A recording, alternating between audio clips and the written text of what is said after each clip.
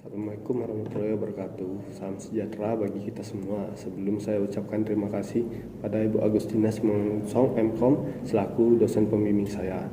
Perkenalkan, nama saya Andri Fajar Effendi dengan NIM 170121107 dan program studi Teknik Informatika. Pada hari ini saya akan menjelaskan mengenai penelitian saya yang berjudul Sistem Pakar Mendiagnosa Penyakit Ginjal pada Manusia.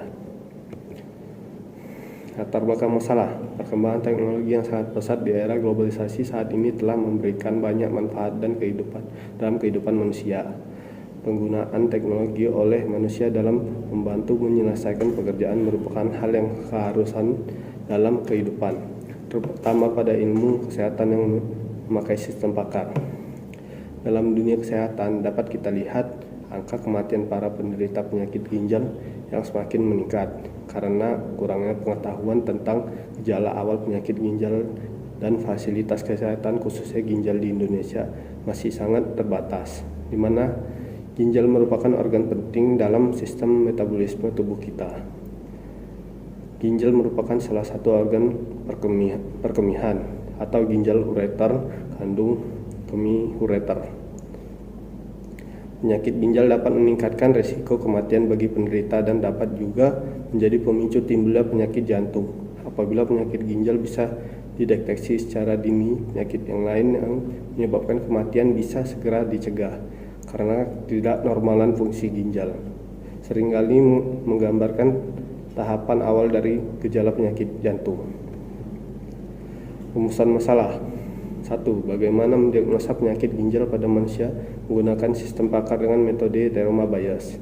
2. Bagaimana menerapkan sistem pakar menggunakan metode Teorema Bayes dalam mendiagnosa penyakit ginjal. 3. Bagaimana merancang dan membangun sistem pakar menggunakan metode Teorema Bayes untuk memberikan informasi dan solusi atau mengidentifikasi terkait penyakit ginjal. Batasan masalah.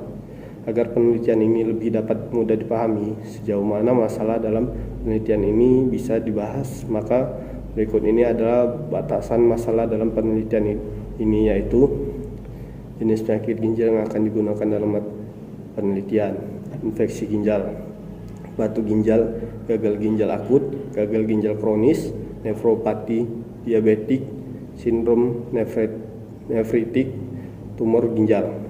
Metode yang digunakan pada penelitian ini adalah metode Teorema Bayes. Sistem pakar yang dirancang menggunakan UML atau Use Case Activity Diagram dan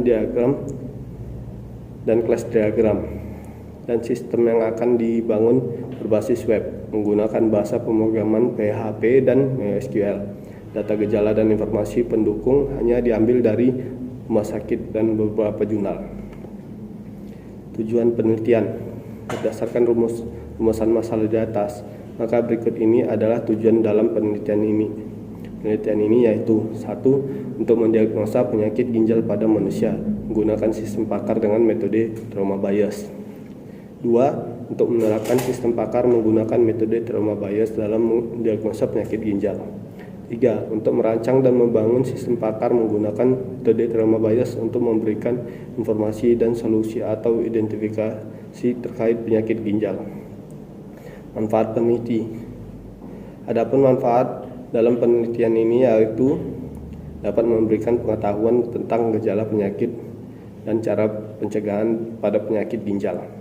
Dapat membantu masyarakat umum dalam mendiagnosa sementara terkait penyakit ginjal, sehingga lebih mempersingkat waktu dalam penanganan penyakit oleh dokter spesialis penyakit tersebut. Dapat menjadi referensi bagi pembaca dalam memahami konsep penggunaan metode Teorema Bayes dalam mendiagnosa suatu penyakit, terkhusus penyakit ginjal. Landasan teori. Sistem pakar adalah sebuah sistem yang kinerjanya mengadopsi keahlian yang dimiliki seorang pakar dalam bidang tertentu ke dalam sistem atau program komputer yang disajikan dengan tampilan yang dapat digunakan oleh pengguna yang bukan seorang pakar, sehingga dengan sistem tersebut pengguna dapat membuat sebuah putusan atau menentukan kebijakan layaknya seorang pakar. Ani Andriani 2016. Teorema Bayes adalah sistem metode adalah jenis metode yang terdapat pada sistem pakar telah banyak digunakan untuk menemukan solusi permasalahan yang berkaitan tentang probabilitas, termasuk penerapan dalam pendeteksian penyakit. Ginjal merupakan bagian sebuah sistem yang disebut sistem kemih. Sistem kemih terdiri atas dua buah ginjal, dua pipa yang menghubungkan ginjal dengan kandung kemih, sebuah kandung kemih, serta sebuah pipa yang menghubungkan kantung kemih dengan dunia luar. Pipa yang menghubungkan ginjal dengan kantung kemih disebut ureter, sedangkan pipa yang menghubungkan kantung kemih dengan dunia luar disebut uretera. Bukhari Muslim 2017. Unified Modeling Language atau UML adalah bahasa pemodelan visual yang digunakan untuk memspesifikasikan, memvisualisasikan, membangun dan mendokumentasi rancangan dari suatu sistem perangkat lunak. Ibnu Aqil 2016. Dalam penelitian ini menggunakan 3 diagram, yaitu use case diagram merupakan gambaran dari fungsionalitas yang diharapkan dari sebuah sistem dan sebuah interaksi antara aktor dan sistem. 2. Class diagram merupakan gambaran struktur dan deskripsi dari kelas dan objek yang saling berhubungan seperti di antara pewarisan, asosiasi, dan lainnya. 3. Activity diagram merupakan gambaran alur dari aktivitas di dalam sistem yang berjalan. Kerangka kerja penelitian. Untuk membantu dalam penyusunan penelitian ini, maka perlu adanya susunan kerangka kerja yang jelas tahapan-tahapannya. Adapun kerangka kerja penelitian ini dapat digambarkan pada gambar bawah ini. Identifikasi masalah, pengumpulan data, analisis masalah, penerapan metode, trauma bias, perancangan sistem, pembangunan sistem, pengujian sistem, dan implementasi. Dalam penelitian ini, analisis data terdiri dari 2 tahapan, yaitu tempat penelitian dan analisa kebutuhan. Berikut ini data analisa kebutuhan yang didapat dari Klinik Pratama Sehat Usada di Medan. Y1. Adanya darah atau nanah dalam urin. Y2. Bau urin tidak seperti biasanya. Y3. Sakit pinggang atau nyeri punggung bawah. G4. Sakit saat membuang air kecil. G5. Sering buang air kecil. G6. Pembengkakan pada tungkai. G7. Mual atau muntah. G8. Urin keluar sedikit. G9. Kekurangan sel darah merah. G10. Terkadang urin tidak keluar sama sekali. G11. Tekanan darah tinggi tidak terkendali. G12. Sering merasa kelelahan. G13. Muncul ruam atau rasa gatal di kulit. G14. Napas berbau tidak sedap. G15. Gatal-gatal. G16. Terdapat potensi protein dalam urin dan urin berubah. G17. Mata bengkak. G18. Warna urin keruh. G19. Pembengkakan pada wajah dan kaki. G20. Keringat yang banyak pada malam hari. G21. Benjolan atau bengkak di sekitar punggung bawah dan pinggang. Contoh kasus, misalkan seorang pasien mengalami gejala yang tampak, yaitu sebagai berikut. G1. Gejala G1 adanya darah atau nanah pada dalam urin. Jawabannya G3. Sakit pinggang atau nyeri punggung bawah. Ya. G5. Sering buang air kecil. G7. Mual atau muntah. G8. Urin keluar sedikit. Perhitungan menggunakan trauma bias. Menemukan nilai probabilitas mendefinisikan terlebih dahulu nilai probabilitas dari tiap evidence untuk tiap hipotesis berdasarkan data sampel yang ada menggunakan rumus probabilitas Bayes. P1 atau infeksi ginjal. G1 sama dengan P E per H1 sama dengan 0,2. G3 P E per H3 sama dengan 3. G7 P kurung E per H7 sama dengan 4. P2 batu ginjal. G5 sama dengan P buka kurung E per H5 sama dengan 3. G8 sama dengan P buka kurung E per H8 sama dengan 3. G3 gagal ginjal kronis, tidak ada gejala yang berhubungan dengan P3. Menentukan nilai semesta. Mencari nilai semesta dengan menjumlahkan nilai hipotesa. Jumlahan total dari N dan Gn sama dengan G1 tambah titik-titik tambah Gn. P1 infeksi ginjal. G1 sama dengan PE per H1 sama dengan 2. G3 sama dengan P kurung E per H3 sama dengan 3. G7 sama dengan P kurung E per H7 sama dengan 4. Penjumlahan total dari N dan Gn sama dengan 0,2 tambah 0,2 tambah 0,3 tambah 0,4 sama dengan 0,9. P2 batu ginjal. G5 sama dengan P buka kurung E per H5 sama dengan 0,3. G8 sama dengan P buka kurung E per H8 sama dengan 0,3. Jumlahan total dari N dan Gn sama dengan 0,3 tambah 0,3 sama dengan 6. Setelah hasil penjumlahan diketahui, maka didapat rumus yang menghitung nilai semesta. P kurung HI sama dengan P kurung HI per penjumlahan total N per Gn. P1 sama dengan P1 infeksi ginjal.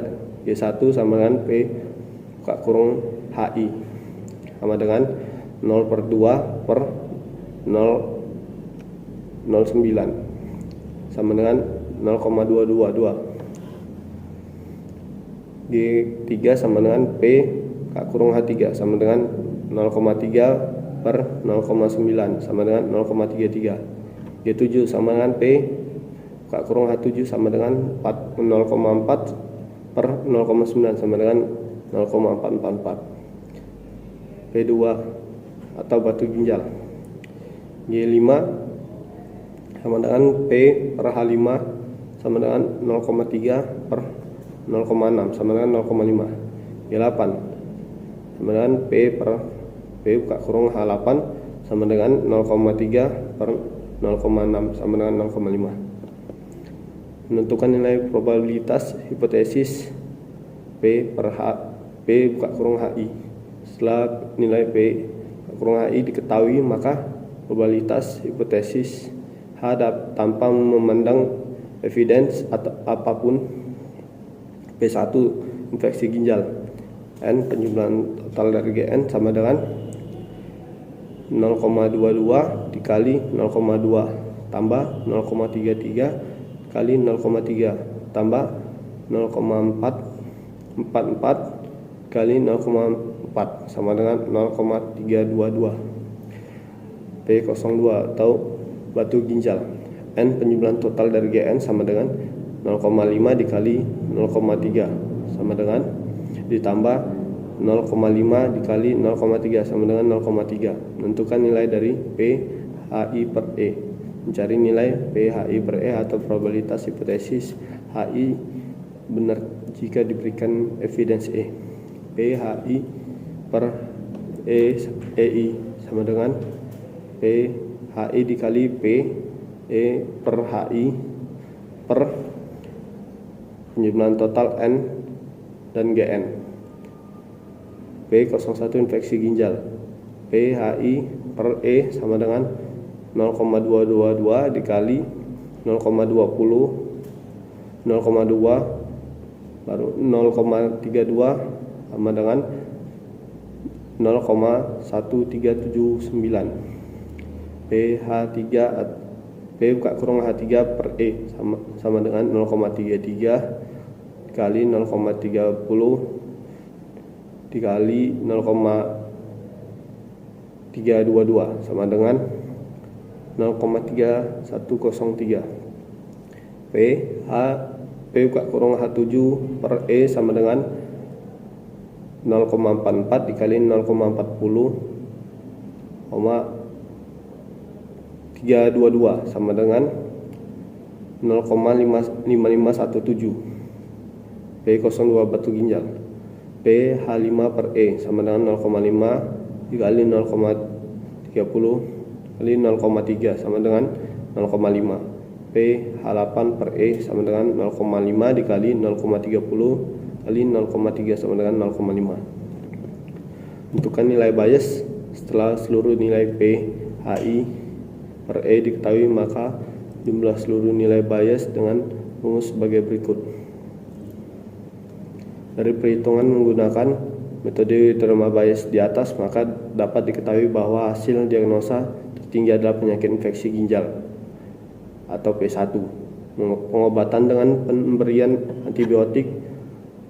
antibiotik yang umum diberikan adalah ciprofloxacin atau levofloxacin.